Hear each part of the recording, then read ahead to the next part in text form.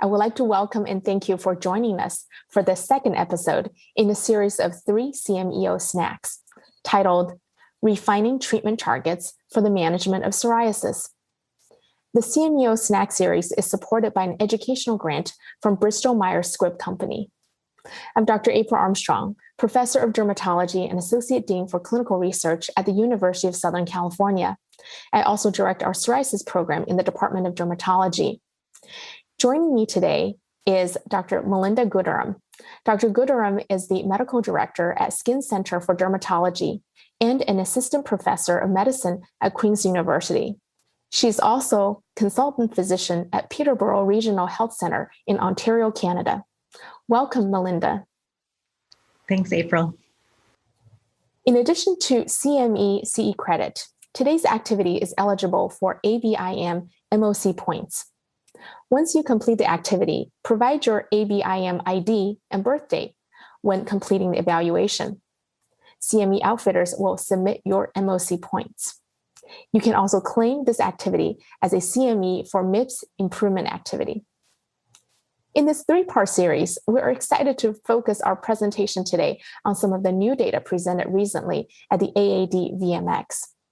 Our learning objective for this CMEO snack is to evaluate the role of TYK2 versus JAK1, JAK2, and JAK3 signaling pathways in psoriasis and their role as emerging therapeutic targets. Melinda, in order to understand treatment targets for new agents, we first have to understand the pathogenesis of psoriasis. Can you start us off? Absolutely. Although the pathogenesis is complex, I think there's one thing we really understand well is the role of the interleukin-23 Th17 pathway, where interleukin-23 is the key regulatory cytokine and interleukin-17 is the key effector cytokine. And we have some very effective treatments, some monoclonal antibodies that target this axis. So for example, targeting interleukin-23, we have ustekinumab, guselkumab, risankizumab, and tildrakizumab. And then targeting the effector cytokine interleukin-17, we have secukinumab and ixekizumab targeting interleukin-17A, and then brodalumab targeting the interleukin-17 receptor. And although these medications are very effective for many patients, there are some limitations. So number one, there is a cold chain requirement for delivery of the product to the patient. It does require an injection for administration. And because they're all large proteins, there is a risk of immunogenicity with these agents, and that can lead to potential adverse effects. So for example, some patients have injection site reactions, which are intolerable and may require a switch in therapy. And also there may be a loss of efficacy over time with some of our biologic agents. So although they're very effective, there are some limitations.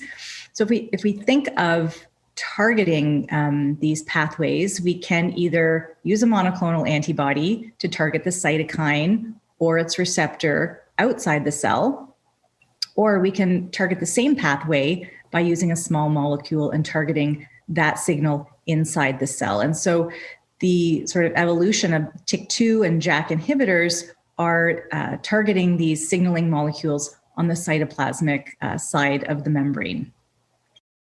So what we know about that key regulator cytokine, interleukin-23, is that it does signal through JAKs, and it signals through TYK2 and JAK2, which pair up on the cytoplasmic side of the membrane. And compared to some of the first generation JAK inhibitors, which were more what we call a pan-JAK inhibitor because it targeted multiple JAKs, some of the newer agents are a little more targeted or selective, where they don't have such a broad effect and they're more targeted. So if you see what I mean here by the number of type 1, type 2 cytokine receptors that rely on JAK signaling, you'll see that the JAKs and the TYKs pair up inside the cell to transmit the signal. So once the cytokine binds to its receptor, the JAKs then phosphorylate the STATs, which dimerize and move into the nucleus to lead to whatever effect, whatever the message is that's being sent. other than the disease pathway, there are other normal physiologic effects that happen through these signaling pathways, things like bone metabolism, lipid metabolism, hematopoiesis. These are all normal functions that also rely on JAK-STAT signaling. So when you have a more broad inhibition, you may have some of these off-target effects and target something like hematopoiesis, leading to neutropenia, thrombocytopenia, things like that. So the more selective that you can be, the more likely you are to reach your target without having off-target effects. So if we take another look at what cytokines do signal through these type 1, type 2 cytokine receptors, you can see JAK1, 2, and 3 dependent cytokines listed here, like interferon gamma, interleukin 2. And then we have the TYK2 dependent cytokines. So these are the cytokines that will rely on signaling through TYK2. And there we see some important cytokines in the pathophysiology of psoriasis. So we have interferon alpha, interleukin 12, interleukin 22, and interleukin 23. Whereas if you look at some other cytokines like TNF alpha and interleukin 17, even interleukin 36, these do not rely on the JAK-STAT signaling pathway to transmit the message. So it would make sense if you wanted to treat psoriasis, TYK2 seems like the most likely target because of the importance of that key regulatory cytokine signaling through that pathway. So I know, April, just talking about TYK2, you were the lead presenter on the Late Breaker this year at the AADVMX for deucravacitinib, the TYK2 inhibitor being investigated for psoriasis. So do you think that you could tell us a bit more about that study? Yes, absolutely, Melinda. And thank you for that really great review of the mechanism of action with regards to the different JAK and TYK inhibitions. So for a very long time, I feel like for oral therapies, we had to oftentimes trade between efficacy and safety. And I do think that deucravacitinib is different. Deucravacitinib is unique in that it's a highly targeted molecule for TYK2. And it does this by really binding to the regulatory domain of TYK2 and thereby causing a conformational change in the protein. And this results in specific inhibition of TYK2. And as a result, this leads to also inhibition of type 1 interferons, as well as IL-23 mediated pathways. And as you will see, as our understanding of psoriasis has evolved, this mechanism of action of targeting TYK2 gives us an oral option that can be both efficacious and have a good safety profile. So let's take a look at 2 phase 3 studies with deucravacitinib, POETIC PSO1 and POETIC PSO2 studies. And these studies compare the efficacy and safety of deucravacitinib versus placebo and apremilast in patients with moderate to severe plaque psoriasis. And patients with moderate to severe plaque psoriasis were randomized 2:1 to deucravacitinib 6 milligrams once daily, placebo or apremilast 30 milligrams twice daily. And in these 2 studies, the co-primary endpoints were PASI 75 and SPGA 0 or 1, or clear or almost clear responses versus placebo at week 16. So what did the study results show? And here we see the results for PASI 75 at week 16 and week 24. And on the left-hand panels for week 16 results, we see that deucravacitinib, which is in dark blue, demonstrated superiority versus placebo, which is in gray, at week 16 for PASI 75. And specifically at week 16, in PSO1, about 59% of the patients on deucravacitinib achieved PASI 75 compared to 12.7% in the placebo group and 35% in the apremilast group. And the results were similar in PSO2. And on the right-hand panels, we see that deucravacitinib responses increased beyond week 16 and were also superior to apremilast, which is in purple, at week 24 for PASI 75. Now, let's look at another endpoint. And importantly, among patients who achieved PASI 75 responses at week 24 with deucravacitinib, how do they do long-term with regards to deucravacitinib beyond that? And what the study showed is that with continual treatment with deucravacitinib, this resulted in the maintenance of PASI 75 response through week 52, over 80% of the patients maintaining PASI 75 through week 52.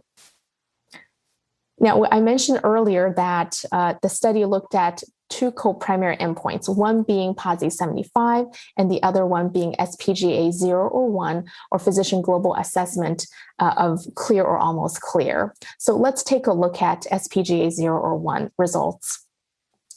And overall, what we see is that similar findings were seen with SPGA 0 or 1, clear or almost clear, as was observed with PASI 75 in terms of the trends. So at week 16, which are the left-hand panels, deucravacitinib, again in dark blue, demonstrated superiority versus placebo, which is in gray at week 16 for clear or almost clear endpoint. And specifically in PSO1, 54% of the patients achieved clear or almost clear compared to 7% in the placebo group and 32% in the Premolast group. And similar results were shown with the PSO2 study. On the two right-hand panels, we see that deucravacitinib response increased beyond week 16 into week 24 and were shown to be superior to a Premolast at week 24 for the achievement of clear or almost clear.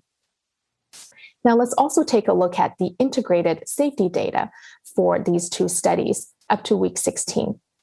And what we learned is that the total number of AEs and SAEs were similar across the groups. And adverse events leading to discontinuation were numerically lower with deucravacitinib versus placebo and a Premolast.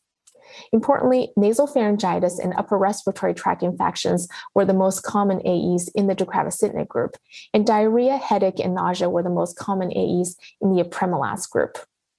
Very importantly, no clinically meaningful changes were observed in total cholesterol, creatinine, phosphokinase, neutrophils, or platelets with deucravacitinib over 16 weeks.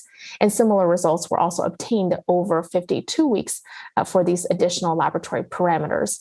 Now, these are important because when we think about TYK2 inhibition, it's important to see if there were perturbations in the laboratory parameters, and we did not see this with regards to the deucravacitinib studies, the phase 3 studies. So, Melinda, I think this has been a great discussion, and I wanted to summarize our discussion with our SMART goals, which are specific, measurable, attainable, relevant, and timely. And we hope that our audience will take away from this particular presentation and can apply to your practice in the future. And the SMART goals, I would say, for our session is number one, to understand the pathogenesis of psoriasis. And you have certainly offered great insights into that. And also, we talked today about the efficacy and safety of the emerging agents, and hopefully we can add that to our armamentarium of therapies for our psoriasis patients. Another SMART goal is that we now understand not paint all the JAK inhibitors with the same broad stroke. And it's important to appreciate the differences in terms of mechanism of action, as well as what some of the new inhibitors against TYK2 can offer for our psoriasis patients. For audience, please check out part 1 and 3 of the CME snack series available on the website by visiting the Dermatology Education Hub at www.cmeoutfitters.com. Don't forget to complete the evaluation and collect your credit for today's program. You'll be able to print your certificate from the platform. Again, I want to thank you, Melinda, for your contributions to our discussion today, and also to our audience for joining me today. I hope the presentation gave you a good foundation about the different treatment targets that are informing our development of new therapies for our patients with psoriasis. Thank you.